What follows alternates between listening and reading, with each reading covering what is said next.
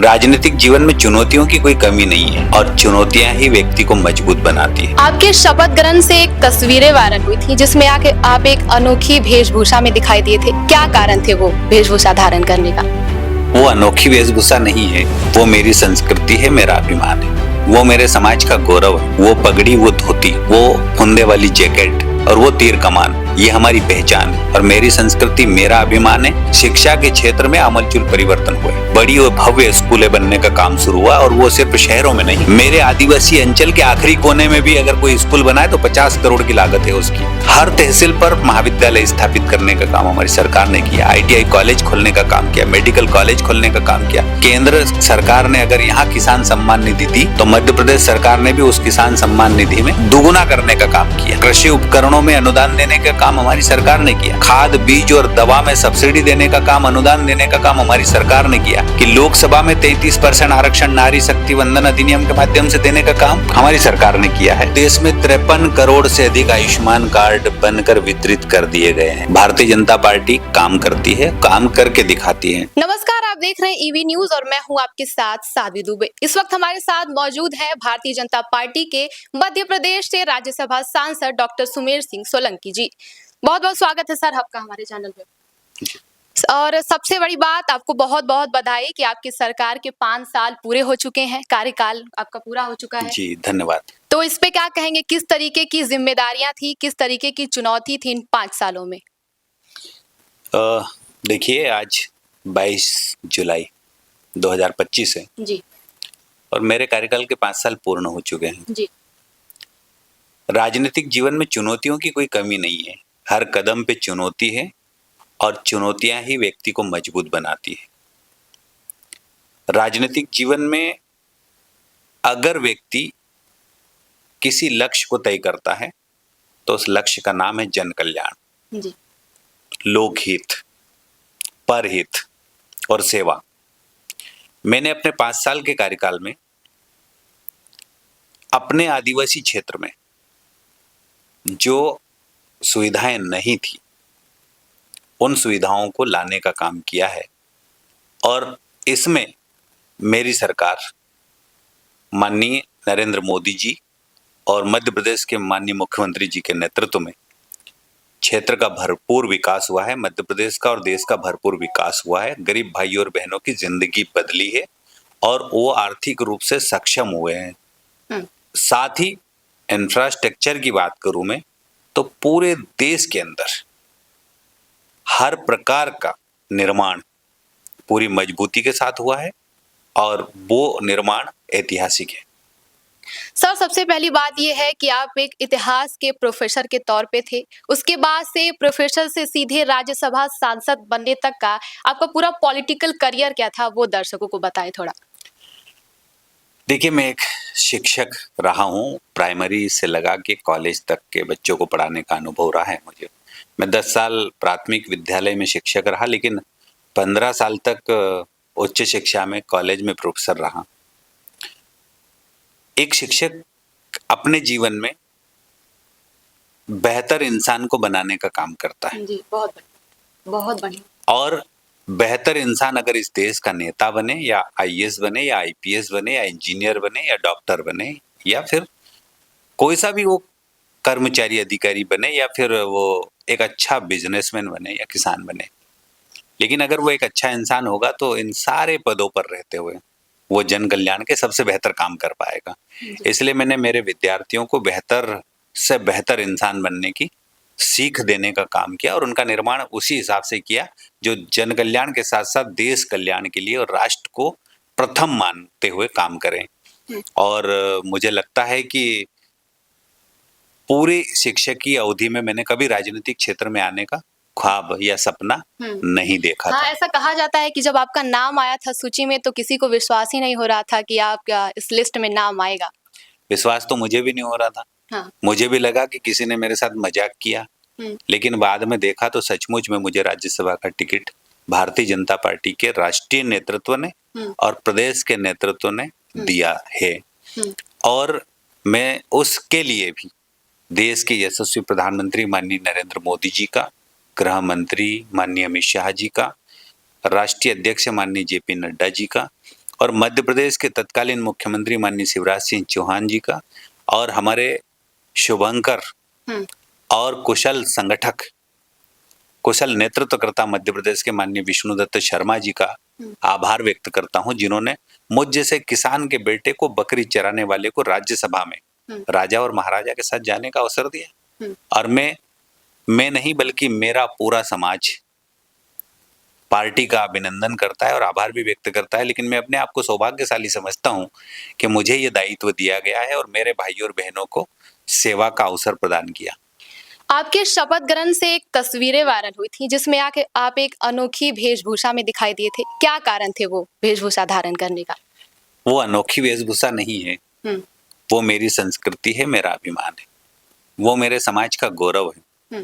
वो पगड़ी, वो धोती, वो फुंदे वाली जैकेट और वो तीर कमान, ये हमारी पहचान है और मेरी संस्कृति मेरा अभिमान है।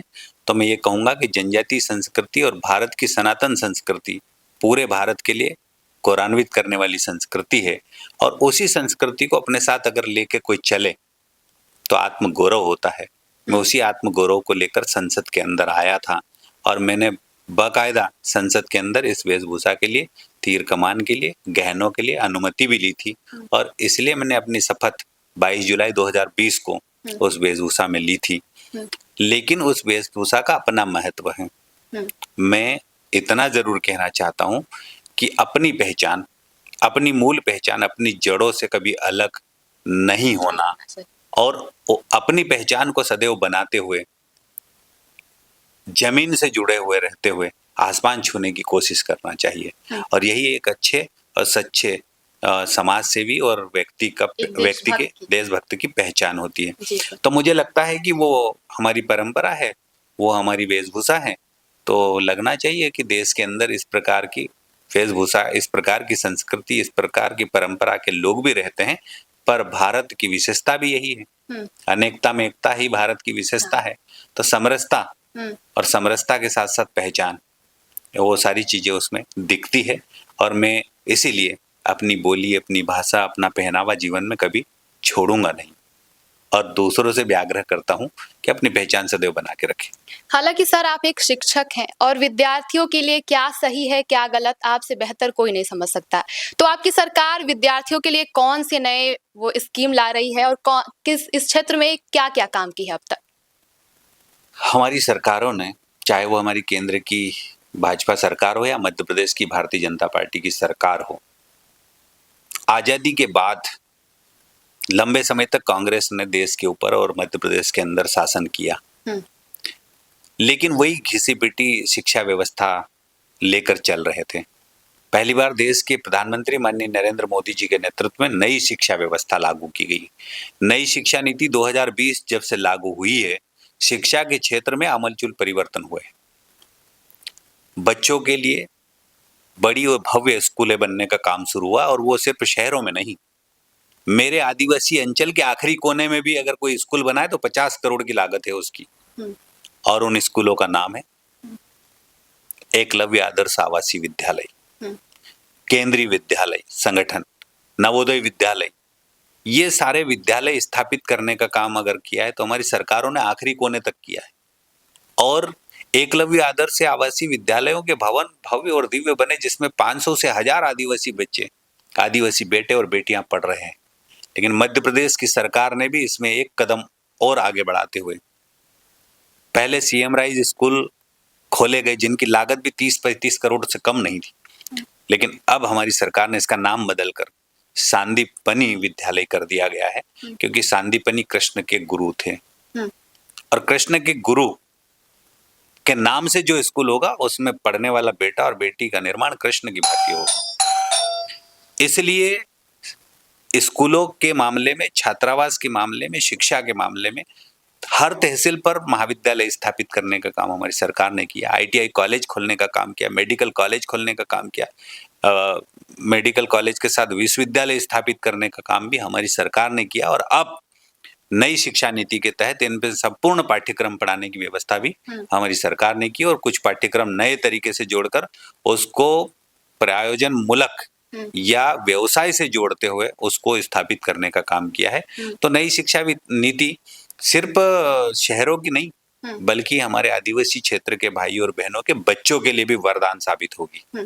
सर, सदन में बहुत बार आपको देखा गया, आप किसान मुद्दे को उठाते हैं, किसानों के दर्द को समझते हुए नजर आते हैं। तो सर, किसानों के लिए आपकी सरकार की कौन सी नई योजनाएं हैं और उस पे क्या काम कर रही है सरकार?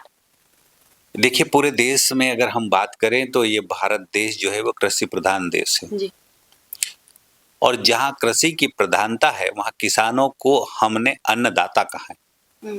और अन्नदाता की हर समस्या का समाधान करना किसी भी सरकार का पहला लक्ष्य होता है। पूर्ववर्ती सरकारों ने किसानों के ऊपर कोई ध्यान नहीं दिया, कांग्रेसी सरकारों ने, लेकिन जब से देश में नरेंद्र मोदी जी की सरकार बनी है और जब से मध्य प्रदेश के अंदर भी भारतीय जनता पार्टी की सरकार बनी है, तब से किसानों की आय को दुगुना करने का संकल्प भारतीय जनता पार्टी की सरकारों ने लिया। किसानों को किसान सम्मान निधि देने का काम हमारी सरकार ने किया। तो केंद्र सरकार ने अगर यहाँ किसान सम्मान निधि दी तो मध्य प्रदेश सरकार ने भी उस किसान सम्मान निधि में दुगुना करने का काम किया। किसानों के लिए कृषि उपकरणों में अनुदान देने का काम हमारी सरकार ने किया। खाद, बीज और दवा में सब्सिडी देने का काम, अनुदान देने का काम हमारी सरकार ने किया। उन्नत बीजों को उपलब्ध कराने का काम अगर किसी ने किया तो हमारी भारतीय जनता पार्टी की सरकार ने किया है। किसानों को उद्वन सिंचाई योजना, मतलब पानी को नीचाई से ऊंचाई की तरफ ले जाने के लिए हमने लाखों करोड़ों रुपए उद्वन सिंचाई के नाम से स्वीकृत किए और आज एक एक जिले के अंदर 4-4 हजार करोड़ रुपए की ये योजनाएं स्थापित करने का काम किया। और बहुत सारे जिलों में ये योजनाएं प्रारंभ हो गई हैं। किसानों को पानी मिलना प्रारंभ हो गया है। मेरे अपने जिले के अंदर 4,000 करोड़ से अधिक की योजनाओं में से 2 योजना पूर्ण हो गई है, 2 योजनाओं पर काम चल रहा है। तो बताइए कि मध्य प्रदेश के अंदर लाखों करोड़ों रुपए सिर्फ किसानों को पानी उपलब्ध कराने में खर्च किए जा रहे हैं। और साथ में खेत तालाब योजना भी और छोटे छोटे अमृत सरोवर बनाने का काम हमारी केंद्र सरकार ने प्रारंभ किया। तो इससे किसानों को ही लाभ हुआ। पानी के साथ बिजली की अगर बात करूं तो एक जमाना था कांग्रेस का कि हमको बिजली नहीं मिलती थी 24 घंटे। आज किसानों को 24 घंटे बिजली उपलब्ध कराने का काम किया जा रहा है रोशनी के लिए, और खेतों में पानी के लिए 12 से 15 घंटे बिजली 3 फेज देने का काम किया जा रहा है। और बिजली उपलब्ध कराने के साथ साथ 5 हार्स पावर तक की मोटरों को चलाने के लिए, कुएं से ट्यूबवेल से पानी निकालने के लिए जो मोटरें लगी है, उन मोटरों में भी बिजली बिल माफ है। निःशुल्क बिजली देने का काम किया जा रहा है सरकार के द्वारा। तो बताइए मुझे कि निरंतर सरकार को इस प्रकार के काम किसानों के कल्याण के लिए अगर किए जा रहे हैं तो इससे किसानों की आय दुगुनी हुई है, किसानों का जीवन बेहतर हुआ है, किसानों को अपनी खेती करने में अब रुचि जागने लगी है। अब इसके साथ साथ जब ओला पाला गिर जाए, हवा आंधी तूफान, सूखा पड़ जाता था, अतिवृष्टि हो जाती थी, ओलावृष्टि हो जाती थी, तब हमारे किसान भाई और बहनों को चिंता करने की जरूरत पड़ती थी। तब कोई नहीं पूछता था। हमारी सरकार ने भी फसलों का बीमा करना प्रारंभ किया है। फसलों का प्रधानमंत्री फसल बीमा योजना लागू करी है। अब किसान की फसल भी अगर खराब हो जाती है तो फसल बीमा योजना में उसकी फसल की नुकसानी की भरपाई होती है। मुझे बता दीजिए कि किसान की आय को दुगुना करने के लिए बीज से लगाकर उत्पादन होने तक और फिर उसको वापस खरीदने का काम भी सरकारों ने प्रारंभ किया है। तो मुझे लगता है कि किसानों की जिंदगी को बेहतर बनाने का काम अगर किसी सरकार ने किया है तो सरकार का नाम है भारतीय जनता पार्टी की सरकार। सर, जैसा कि लाडली बहन योजना मध्य प्रदेश की एक सबसे बड़ी उभरती हुई योजना है, तो क्या ये प्रधानमंत्री के महिला सशक्तिकरण से प्रेरित है और महिलाओं के लिए सरकार के आगे की कौन सी नई स्कीम आने वाली है? आपने छोटी योजनाओं को लेकर जरूर बात करी, लेकिन वो छोटी योजनाएं बहुत संवेदनशील योजना है, दिल को छूने वाली योजना है, दिमाग तक उतरने वाली योजना है। हमारे बहनों के लिए लाडली लक्ष्मी योजना, बेटियों के लिए लाडली बहना योजना, बहनों के लिए पेंशन योजना, हमारे वरिष्ठ और प्रौढ़ माताओं के लिए, और साथ साथ राजनीतिक क्षेत्र में सशक्तिकरण के लिए नारी शक्ति वंदन अधिनियम भी लेकर हमारी सरकार आई, माननीय प्रधानमंत्री नरेंद्र मोदी जी के नेतृत्व में बहनों को बचपन से लगाकर आखिरी तक का ध्यान रखा जा रहा है। इतना ही नहीं, राजनीतिक क्षेत्र में भी पूरी दमदारी के साथ बहनों को आरक्षण देने का काम अगर किसी ने किया है तो माननीय प्रधानमंत्री नरेंद्र मोदी जी के नेतृत्व में भारतीय जनता पार्टी की सरकार ने किया है। मुझे बताइए कि लोकसभा में 33% आरक्षण नारी शक्ति वंदन अधिनियम के माध्यम से देने का काम हमारी सरकार ने किया है और लोकसभा में भी 33% आरक्षण हमारी बहनों को मिलेगा। तो राजनीतिक क्षेत्र में तो बहनें मजबूत होगी। साथ में आर्थिक रूप से मजबूत करने के लिए आजीविका मिशन में हमारी लखपति दीदी योजना भी प्रारंभ की गई है और साथ ही साथ लाडली बहना योजना ने गरीब बहनों को आर्थिक रूप से मजबूत बनाने के लिए, जरूरतमंद हमारी बहनों को मजबूत बनाने के लिए और उनके जीवन को ठीक से सक्षम और आर्थिक रूप से मजबूत बनाने के लिए इस योजना ने बहनों की जिंदगी में खुशी लाने का काम किया है। तो ये सभी योजनाएं भारत के अंदर और मध्य प्रदेश के अंदर हमारी गरीब बहनों के लिए वरदान साबित होगी और इन बहनों के लिए मर्यादा घर की स्थापना, शौचालय बनाने का काम भी किया गया और इसके अलावा तमाम ऐसी वन बंधु योजना है और जंगलों से बहुत सारे फल फूल लेने के बाद उस एनजीओ के माध्यम से जो ट्राइबल की हमारी आदिवासी बहनें उनके माध्यम से वो भी स्थापित करने का काम किया गया है। तो स्व सहायता समूह स्थापित करने से, स्व सहायता समूह बनाने से विशेषकर गरीब बहनों की जिंदगी को बहुत बेहतर लाभ प्राप्त हुआ है और लाडली बहना योजना ने तो पूरे मध्य प्रदेश में कमाल कर दिया, तहलका मचाया है। पूरे मध्य प्रदेश की बहनों को मजबूती प्रदान की है आर्थिक क्षेत्र में और ये बहुत संवेदनशील योजना है। मैं आग्रह करता हूँ हमारी सरकारों से भी कि इस प्रकार की योजनाएं बहनों की जिंदगी को बेहतर बनाती है और बेहतर जिंदगी के लिए हमारी सरकारें निरंतर काम करेगी, चाहे वो बहनें हो या भाई हो। सर, आयुष्मान योजना, प्रधानमंत्री आवास योजना, इस पे क्या कहना है आपका और अब तक कितना काम हुआ है? आंकड़े क्या कह रहे हैं इसमें?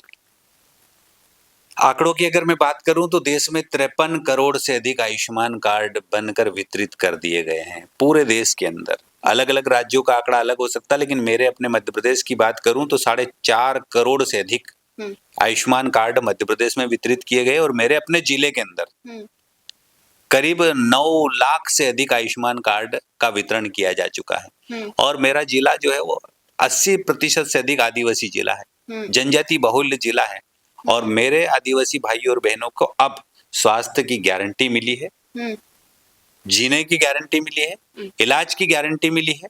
तो आयुष्मान भारत योजना के तहत इस आयुष्मान कार्ड से प्राप्त हुई है। एक जमाना था मेरे आदिवासी भाइयों और बहनों को जब लाखों रुपए के इलाज की जरूरत पड़ती थी तो मरीज तो छोड़ो, पूरा घर टेंशन में, तनाव में आ जाता था। उसके इलाज की चिंता करते थे, लाखों रुपए कहाँ से लाएंगे।